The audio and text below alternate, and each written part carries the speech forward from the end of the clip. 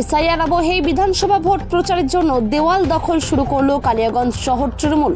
সোমবার দুপুরে শহর তৃণমূল সভাপতি সুজিত সরকারের নেতৃত্বে 12 এবং 15 নম্বর ওয়ার্ডে হাসপাতাল রোডে দেওয়াল দখলের সূচনা হয়।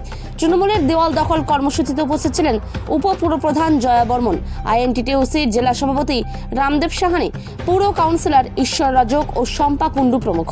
দেওয়াল দখলের সূচনায় শহর তৃণমূল সভাপতি সুজিত সরকার বলেন, ফ্লেক্স ফেস্টুনের এই জামানায় ভোট প্রচারে দেওয়াল লিখনের গুরুত্বই আলাদা। ফেব্রুয়ারি মাসে এসআইআর প্রক্রিয়া সমাপ্ত হলেই যে কোনো দিন রাজ্য বিধানসভা ভোটের বিজ্ঞপ্তি জারি হবে। এপ্রিল মে মাসে ভোট গ্রহণ হতে পারে। কালিয়াগঞ্জ বিধানসভা আসনে তৃণমূল প্রার্থীর সমর্থনে ভোট প্রচারের জন্য দলের তরফে দেওয়াল দখল তথা সাইট ফর করার কাজ শুরু করা হলো।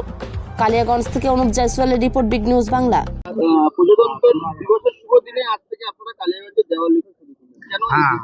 আজকে এই দিনটা এই জন্যই আমরা বেছে নিলাম যে আজকে ভারতবর্ষের ৭৭তম প্রজাতন্ত্র দিবস, আর ভারতবর্ষের কনস্টিটিউশনের আজকের দিনে যে শুভ দিন, সব দিক থেকে চিন্তা করে কনস্টিটিউশনকে, সংবিধানকে রক্ষা করা, যেভাবে বিজেপি তলদাসে পরিণত করে নিয়েছে আমাদের ইলেকশন কমিশনারকে, যাতে না করতে পারে। এবং আজকের এই শুভ দিনটাকে এই জন্যই আমরা বেছে নিলাম যে আজকের দিনে যে কাজটা শুভ হবে সেটা সারা বছরের জন্য শুভ হবে। তাই আমরা আজকে প্রত্যেকটা কালিয়াগঞ্জ শহরের প্রত্যেকটা ওয়ার্ডের আজকের থেকে ওয়াল লেখন সাইট ফর করা হচ্ছে। কি আশা করছেন বিধানসভা নির্বাচনে দেখুন, মানুষ বুঝে গেছে বিজেপি যে শুধু ভ্রান্ত প্রতিশ্রুতি দিচ্ছে। শহরের মানুষ কালকেও দেখবেন আমরা মিছিল করেছি, একদম স্ব ইচ্ছায় মানুষ এসে আমাদের সঙ্গে যোগদান করছে।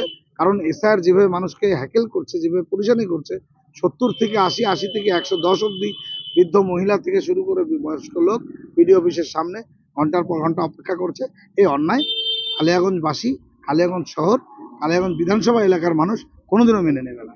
তাই 2026-এ আমাদের যে প্রার্থী হবে তার থেকে আমরা বিপুল ভোটে জয়যুক্ত করতে পারবো, এই আশা। জয়